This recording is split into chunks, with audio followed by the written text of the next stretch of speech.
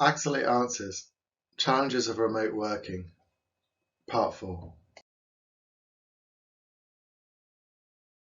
In this quick video, we're going to discuss how we engage and interact with those that we live with. Hello everybody, it's Andy from Axolate here again.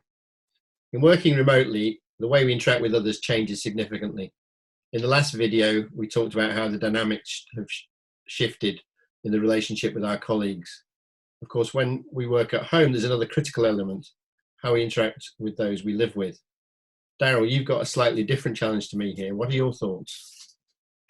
So Andy, with 3 demanding school children and both parents working from home, it is of course a challenge, especially after the school holidays when we have to continue with the homeschooling. So how are you going to deal with it, and what are some of the considerations for others? Well, firstly, we need to have some open and honest conversations with everyone involved. Admittedly, that's a bit difficult with a 5-year-old, but we need to actually practice our empathy skills and see how the situation looks like from everyone's viewpoint, to understand what everyone wants and requires, including, of course, ourselves. I think that's a really critical point, isn't it, about appreciating and understanding the positions of others. We use a technique which we call transpositioning, where we put ourselves into other people's shoes and look at the situation from a different perspective. It's really helpful in the current situation where everything's different, and it's something we've been doing in our work for some time. And it can be really powerful in building high-performing collaborative teams. Yeah. So for the workers in the household, everyone needs to understand that working from home actually means working. So it can be helpful to set some rules and boundaries. For me, it helps if I plan my day and then schedule all my meetings and place it in the kitchen where everyone can see it. That way everyone knows when, I don't want to be disturbed. But also just relax about the whole situation.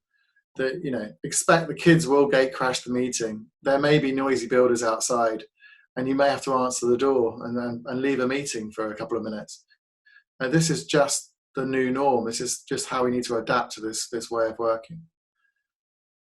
Yeah, I know it can be really challenging. I remember my first experience of working from home, although it was years ago. I was in a similar situation to you at the time. I had 2 young boys, and because I was at home, my wife saw me as convenient childcare. And it quickly became apparent that we needed to have an honest conversation.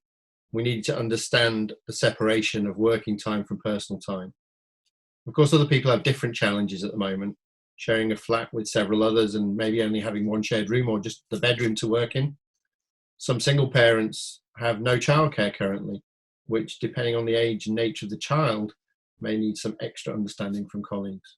And of course, currently at the moment, there's a significant issue where more allowances need to be made when family members get sick.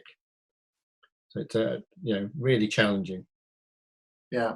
So I think fundamentally we can actually alleviate some of the pressures on this situation by communicating effectively with each other.